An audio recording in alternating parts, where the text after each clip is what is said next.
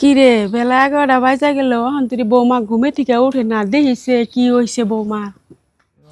ও বউ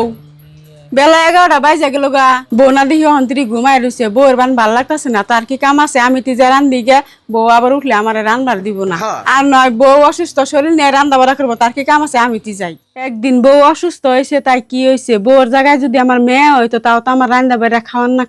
বউ মা আজকে আরাম করুক আমি রান্না বেড়া থো উঠে না দেখে তা খুশি হবনি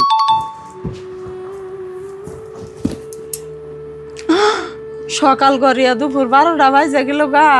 হরিতা আজকে গাল বাইরে কিচ্ছু থুবো না সকালকার খাবারই বানাই নাই দুপুরের খাওয়ার টাইম হয়ে গেছে গা সময় মতো ওষুধও দিয়ে হারলাম না কি যে কইব আজকে ফুলাঠে নালিশ দিলে তো আমার মায়ের শেষ দিব যাই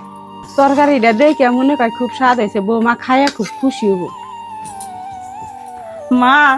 আমার আল্লাহর রাস্তে মাফ করে দিয়েন কেমনে করে এত বেলা হয়ে গেছে গা আমি নিজেও জানি না হঠাৎ করে আজকে ঘুমিয়ে গেছিলাম গা ভোরবেলা আন্নের পোলা বাইরিয়া কামে গেছে ব্যাগপত্র গুছিয়ে দিয়ে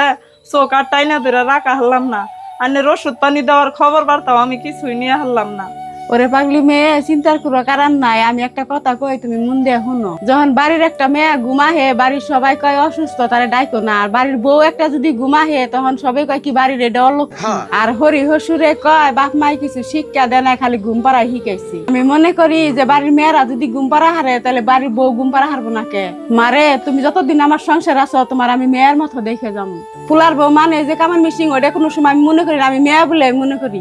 মা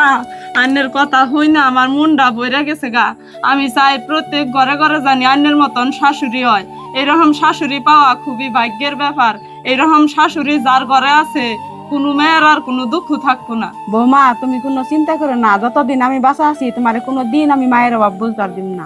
আর আমার মতন যারা শাশুড়ি আছেন তারা কোনো দিন পোলার বউরে কামের মিশিং পাবেন না অবশ্যই আর আমার মতন যারা ছেলের বউ আছেন শাশুড়িরে কোনোদিন শাশুড়ি মনে করবেন না মায়ের মতন মনে করবেন আর ভিডিওটা যদি ভালো লাগে অবশ্যই শেয়ার করে আরো 10 জন শাশুড়ি এবং বউয়ের কাছে পৌঁছে দিবেন।